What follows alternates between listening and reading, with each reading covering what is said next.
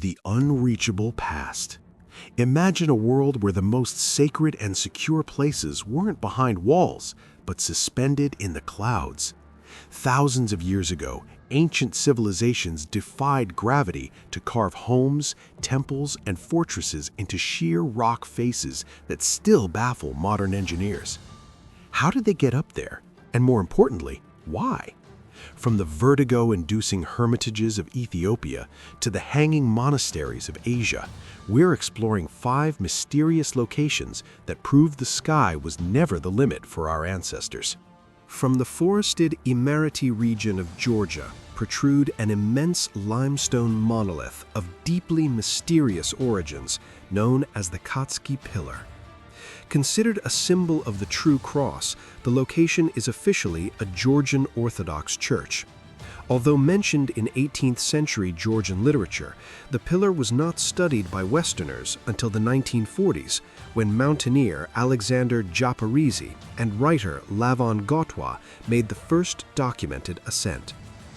Before reaching even the foot of the pillar, a substantial hike must be made, and in its early years, only the bravest monks could climb the sheer face to the structure atop, enabling them to be closer to God. The pillar, which is around 131 feet high and offers astounding perspectives over the surrounding landscapes, is home to a ruined church with an area of approximately 500 square feet. Modern studies of these remains determine them to be of 9th or 10th century origin and contain inscriptions from the 13th century. The church complex consists of a series of rooms. In addition to the church itself is a crypt, 3 cells for accommodation, and a wine cellar. Archaeological digs of the latter have produced several large drink vessels known as kavri. Early mentions of the pillar and the church state that, quote, "There's rock within the ravine, standing like a pillar considerably high. There's a small church on the top of the rock, but nobody is able to ascend it, nor know they how to do that." Although it stood abandoned for centuries, religious activity at the Katski Pillar was revived in the 1990s, and a state-funded restoration project has since made the structure safe and accessible. Among the Georgian Orthodox church monk named Maxima Kaftardza lived on top of the pillar for more than 20 years, coming down just twice a week, and made substantial contributions to the restorations. However, while male visitors were once welcomed and could access the structure via an iron ladder, which has since been closed to the public, it is now scaled only by monks who live in the monastery at the foot of the pillar and climb the rock to pray. To this day, virtually nothing is known about the original builders of the church atop the Katski Pillar, or how this incredible feat of construction was ever accomplished. Skellig Michael. In harsh seas 9 miles from the coast of Ireland's County Kerry is a pair of jagged mountains which struck dramatically from the Atlantic Ocean. The larger of the two is known as Skellig Michael and features the seldom-seen monastery believed to be 1,400 years old. As one approaches Skellig Michael, it appears at first to be untouched, to never have been inhabited. However, closer examination and explorations reveal a series of winding paths that ascend the perilously steep slopes to the top. Cradled amongst the peaks of Skellig Michael is a series of tightly layered stone buildings believed to have been built in the 7th century to house monks for more than 600 years. The structures, which sit at an altitude of 750 feet, are exceptionally well preserved considering the harshness of their surroundings, and even feature a traditional graveyard where the bodies of its Gaelic inhabitants rest. In addition to the central beehive-like structures known as cloakins, there are a number of terraces, 2 oratories, and yet more graves, as well as a church with walls measuring 2 meters thick. The process of building the structures must have been immensely laborious, and it's likely that some of the many graves which scatter Skellig Michael may house those who gave their lives to build it. Archaeologists are confident that the monastery was used for a period spanning several centuries, but nobody is sure why it was ultimately abandoned. Very few trips were made to the island. This decision was made to preserve the ruins, and just 13 tour guides possess licenses, each of whom is permitted to make one journey to Skellig Michael each year. Abuna Yamata. The Tigray region of northern Ethiopia is sparsely populated, consisting of vast arid plains and dramatic pale sandstone mountains. Hewn into these ancient rocks are the last traces of ancient civilizations. Abuna Yamata is one such monolithic structure, an Ethiopian Orthodox church, built in the 6th century as a dedication to Abuna Yamata, one of the 9 saints. The most remarkable thing about Abuna Yamata is the fact that it is situated at a height of 8,460 feet and is accessible only by making a perilous ascent on foot, preferably barefoot. The incredible altitude of the structure is said to bring churchgoers closer to heaven. To reach the entrance to the church, pilgrims and visitors must first climb a steep and hazardous route using centuries-old hand and footholds in the rock. Those who have made the climb are then faced with a vertigo-inducing natural stone bridge with a sheer 820-foot drop on either side. The next obstacle that determined visitors meet is a narrow, rickety wooden footbridge with another fatal fall beneath.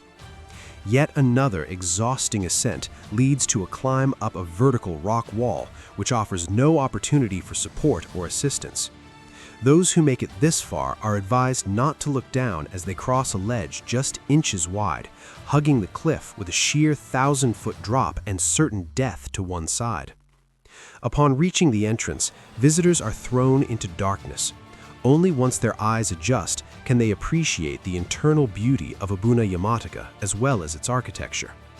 Abuna Yamata contains a number of paintings on the walls and dome ceiling of the church. These frescoes are remarkably well preserved due to the lack of humidity and their remoteness, which has dissuaded looters for centuries. These paintings, believed to date back to the dawn of Christianity, depict Old Testament biblical characters and are themed on the 9 saints, a group of missionaries who were credited with delivering Christianity to Ethiopia in the late 5th century and are believed to have originated in Rome. Archaeologists have determined the paintings to be some of the very first pictorial representations of the Bible. The church's interiors feature several chambers, some of which house human remains, the bones of those carried up for cremations and rituals. The region is also home to other cliff churches believed to have been built in the following centuries. Many of these structures are still attended and cared for by Ethiopian Orthodox monks. The monks once traded Bible readings for drinking water with the locals so they could descend as little as possible and spend their lives as close to heaven as possible. Some have not left the mountaintop for 40 years. Sigiriya, the range of near unreachable ancient locations that can be found around the world, contains not only buildings constructed for religious purposes, but also an entire city.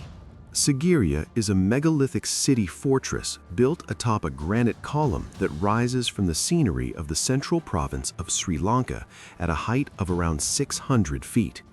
The area is believed to have been inhabited since the prehistoric age.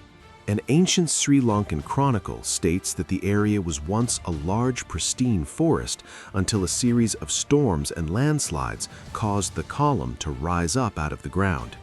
King Kashyapa then selected it in the late 5th century as the ideal place to build his new capital city. The sides of the column were painted with colorful imagery to celebrate his kingdom, and a palace was erected on top. The new capital even featured a brick wall covered with such highly polished plaster that the king could use it as a mirror. This wall has since been covered with writings and poetic verse by visitors, some dating back to the 8th century. The king also had a vast complex of intricate water gardens created, connected by causeways and featuring deep pools and drinking reservoirs. These water gardens have been said to demonstrate its builders' extraordinarily advanced engineering capabilities, far ahead of their time. Around halfway up the steep walls is a natural plateau, which the king had formed into a fierce lion-shaped gateway. This structure gives Sigiriya its name, which translates to the Lion Rock. Following King Kashyapa's death, the city was abandoned, becoming a Buddhist monastery until the 14th century. Today, the palace is ruined, but much of the artwork created at the time has been well preserved. Due to its rich history, Sigiriya has been deemed a location of great archaeological significance, enlisted as a UNESCO World Heritage Site. In Bhutan, South Asia, Buddhist monks have been making pilgrimages to Paro Taksan for centuries. Known as the Tiger's Nest, this site was once little more than a cave used by religious pilgrims. With 17th century additions built it into a full-scale monastic monastery nestled among the clouds. The valley floor sits at an altitude of 7,000 feet, already making it difficult to reach from the nearest town, Paro, 6 miles away. What awaits determined visitors is a steep hike, climbing another 3,000 feet. Those who do not succumb to altitude sickness or the sheer and perilous drops are rewarded with majestic views of a 330-foot waterfall, and finally, the Paro Taksan. The monastery perches precariously on a mountainside, accessible to the most dedicated followers of Guru Padmasambhaya, a tantric Buddhist of legendary status who is said to have been born from a lotus. While legends claim that Padmasambhaya arrived at the cave on a flying tiger who had previously been his romantic muse, thereby giving the tiger's nest its name, there's archaeological evidence to support the idea that the location has been used for meditation since as early as the 8th century. Here, meditating for 3 years, 3 months, 3 days, and 3 hours, that Padmasambhaya is said to have begun the process of converting Bhutanese culture to Buddhism. For this reason, is still considered one of the world's holiest sites. Another legend states that when Padmasambhaya eventually returned to Tibet to share his teachings, he met a disciple named Pelki Yishe. Pelki returned in the year 853 AD to Paro Taksan to meditate in a cave that he called Pelki's Cave. Pelki later died in Nepal, but it's said that his body miraculously vanished and reappeared in his cave at Paro Taksan, where it remained sealed in a shrine above the monastery's entrance. Are you ready to unlock the secrets of the past? Subscribe now to Unrevealed Secrets' brand new Ancient Mysteries channel and embark on a journey to uncover the most enigmatic and awe-inspiring mysteries of ancient times.